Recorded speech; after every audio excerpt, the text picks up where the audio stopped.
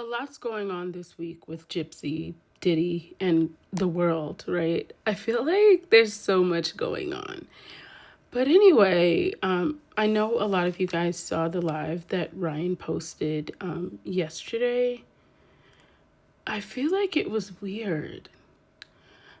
You know, I don't want to not like Ryan, but I feel like something seems off right now, and I can't put a finger on it, so I can't really tell you guys exactly what it is. But something's not right. With the whole situation, not just Ryan on by himself, if that makes sense. I don't know if you guys heard the part in the live where he said something about Gypsy, and I feel like something.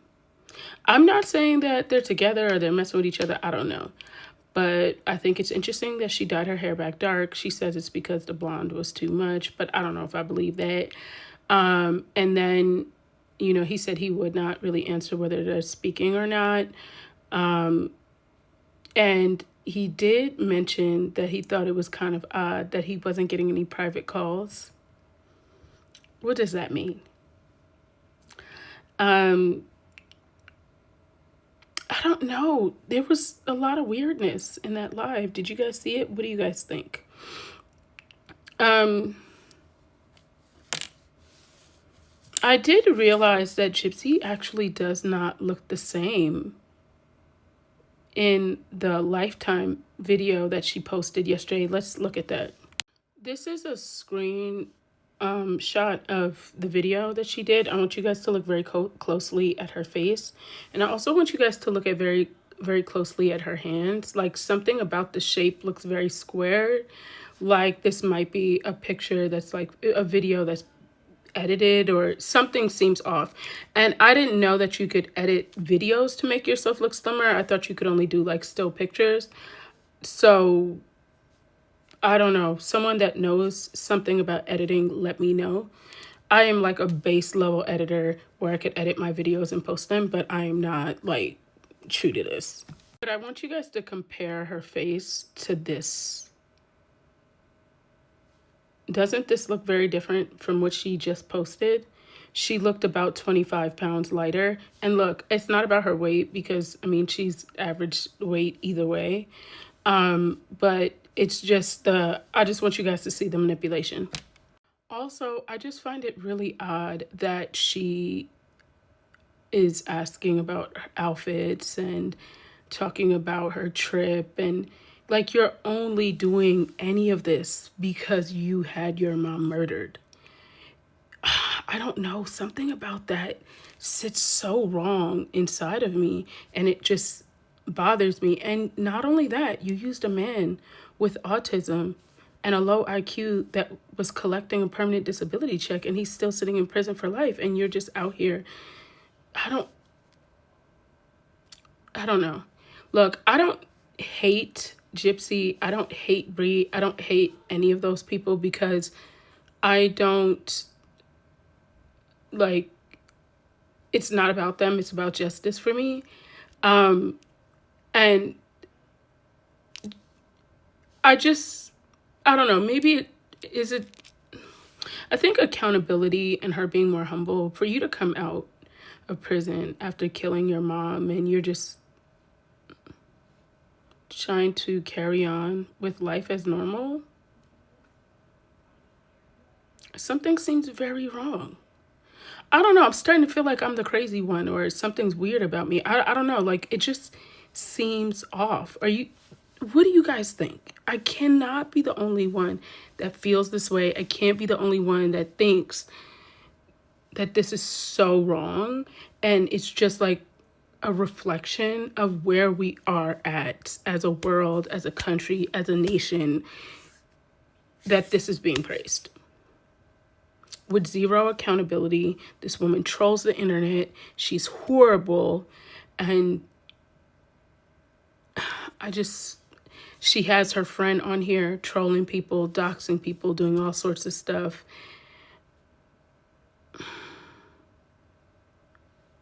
I don't know. I don't know. Something's not right. Something isn't right. And I'm starting to feel crazy because it seems like people think this is normal.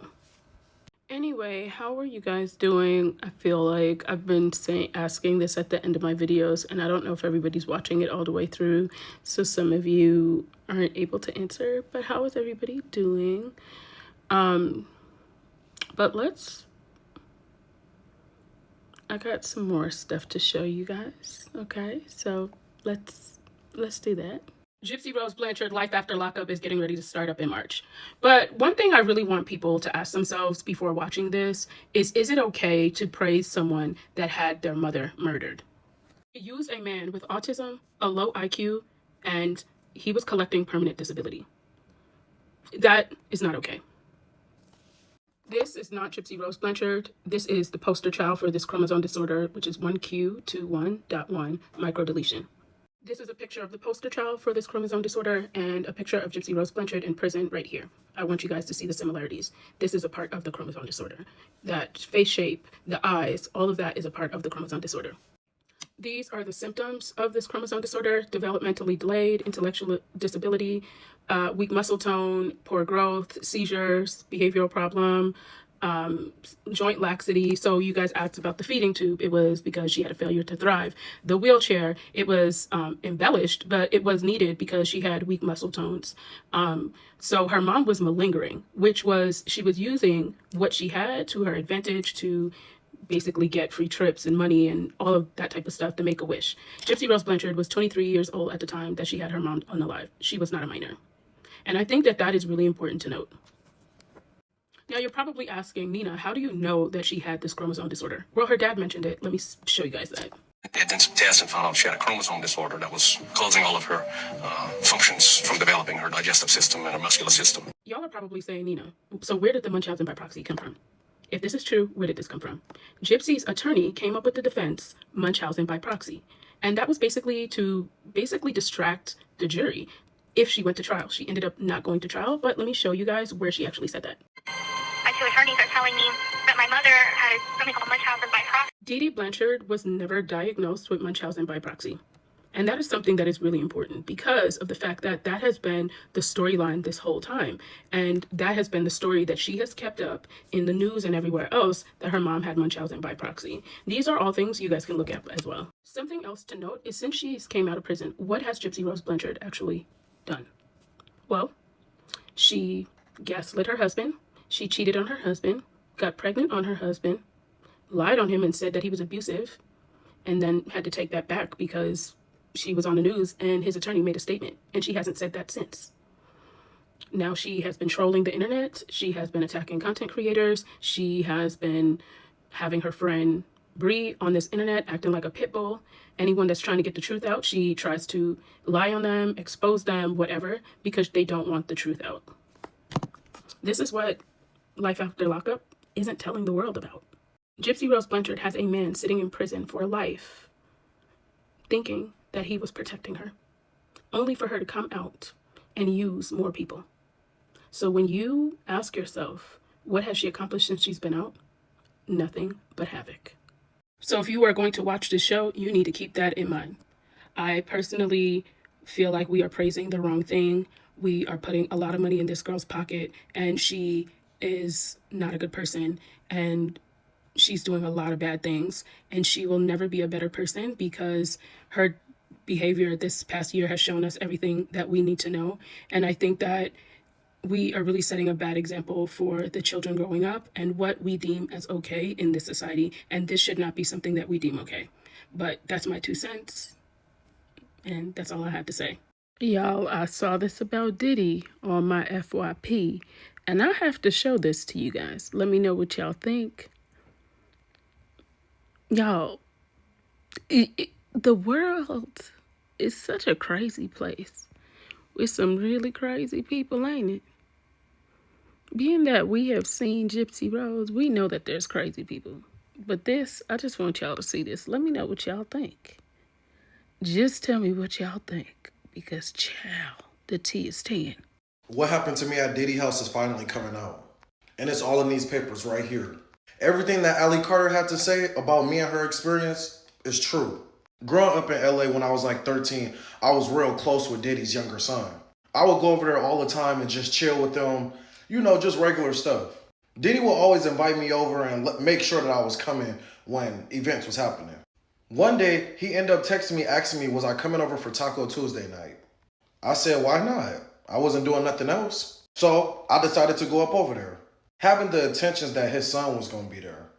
As I get to Diddy's house, I end up calling his son real quick and I'm like, hey bro, you think you can come outside real quick? Like, I'm outside. He asked me what am I outside for? I said, I'm here for the Taco Tuesday night. And he ends up telling me that right now he's out of town with his mom. So it was kind of feeling a little off that Diddy invited me out without his son being there.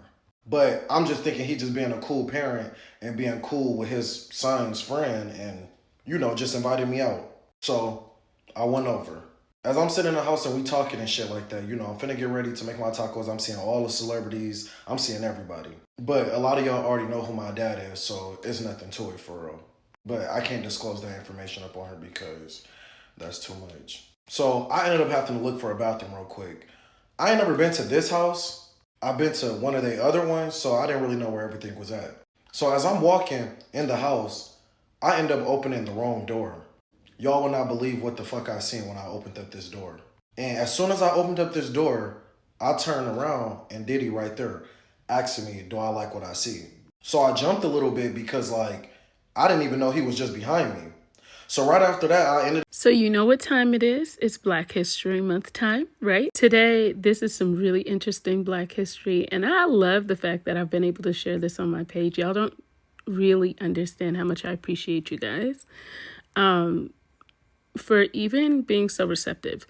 But at the end of this video, I will be showing you guys my favorite Black-owned brand.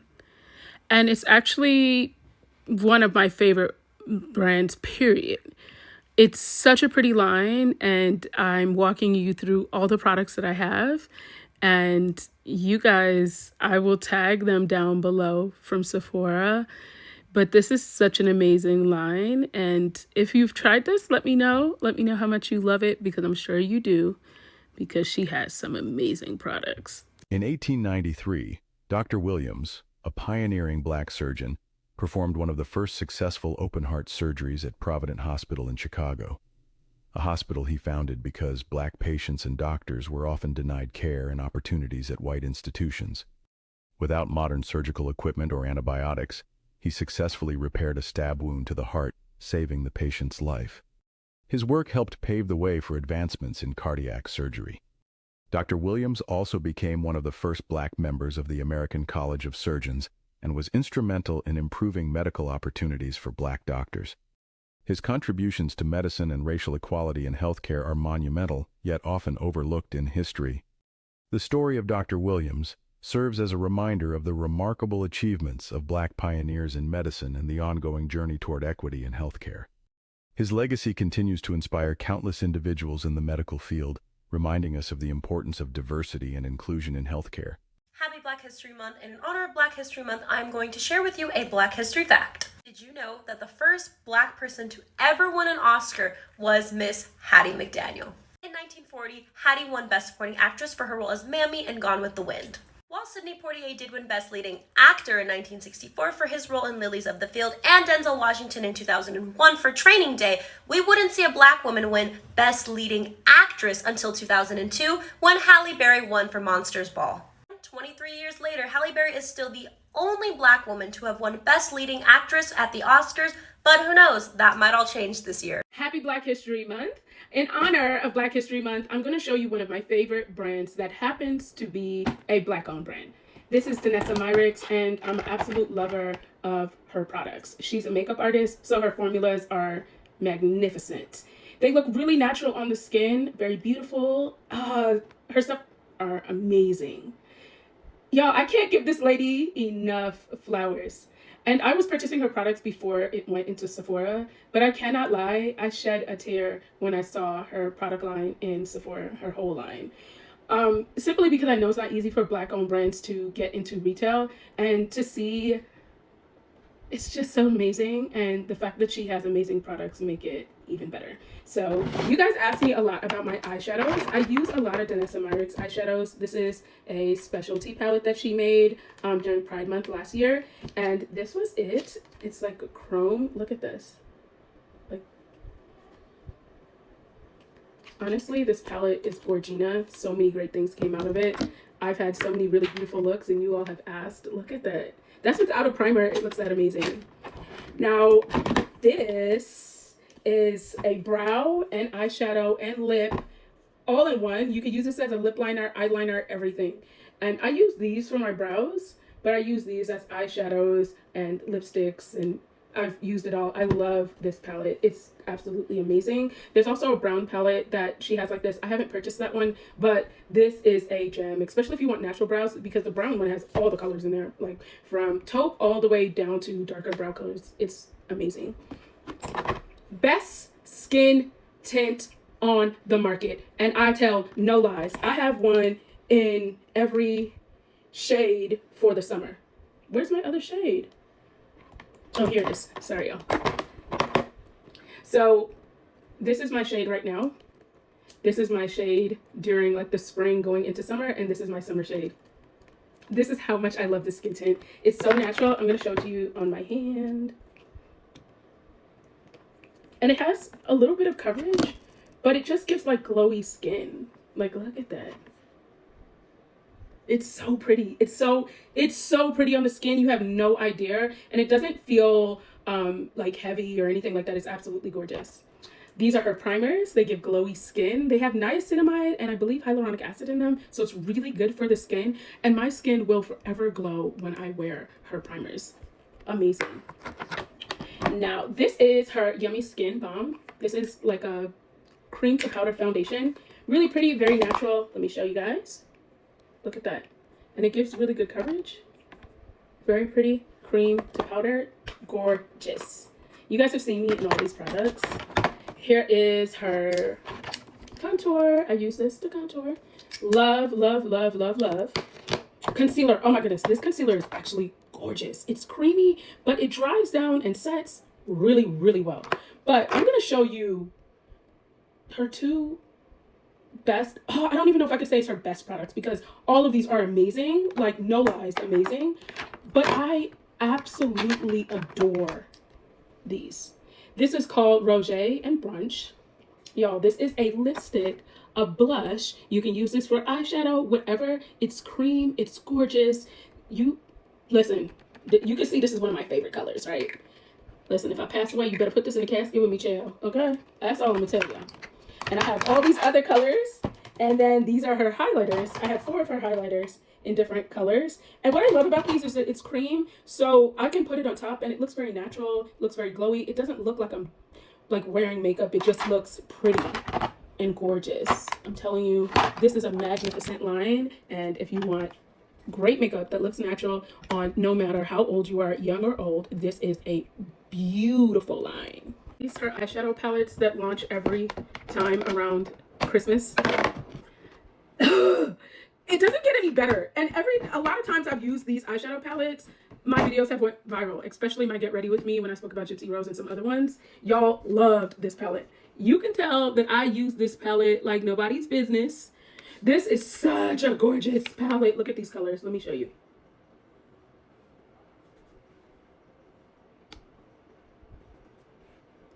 Y'all, and that's without eyeshadow primer. Look, you can tell I love this. I love these palettes. These are my faves. This was her latest one. I love these. And I also use these. These are, you can use them for blush. You can use them as lipsticks. And you can also use them as eyeshadow, primers, base, lip liners, liners, whatever you want to do, you can do with this. And honestly, this stays on all day. This is one of the few liquid lipsticks that I have used that stay on all day. And I can use it as a blush too. It's a gem.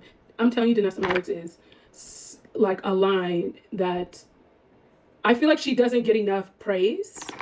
These are 2 more primers by her. I'm telling you, Danessa Myricks is a gem. Like, if you haven't tried her makeup, you need to try it. Some of my glitters. This is a gel glitter that I've used by her. I get so many compliments every time I wear this because it's like a chrome, but it's like dimensional. It's out of this world, y'all. You gotta try it. I'm going to show you guys these last ones. So these are also lip product blushes. You can use this as all. And sometimes I even mix them together. I actually mix... Oh, I'm missing one. I have a light pink. Oops. I have a light pink of this. I actually mix the light pink with this sometimes if I want my lipstick to be lighter. Jam. And this is the last thing. This is a foundation. It's a serum foundation. I'm going to show you. This is really pretty. And I love doing this during the summertime because if I want more coverage in the summertime and I just want to glow, this is such a pretty, like, I think for mature skin, this is one of the best formulas ever. Like, look how pretty that is. If you have any fine lines or wrinkles, this will really complement your skin. If you don't have fine lines and wrinkles and you just want to have glowy skin, Danessa Myricks is your girl. I'm just saying, like, she is that girl. For me to get all these products, and you see they're used, so you know I love them, boo. I just wanted to share with you guys my favorite Black-owned makeup brand. I hope you guys all enjoyed this video. I'm trying to incorporate different things and trying to figure out what you all like and what you all don't like.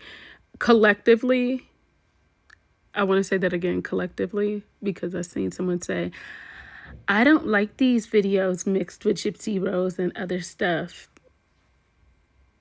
Collectively, people say they have enjoyed those videos, and I want to do what my audience loves.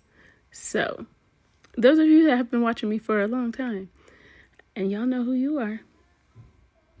But anyway, bye-bye for now.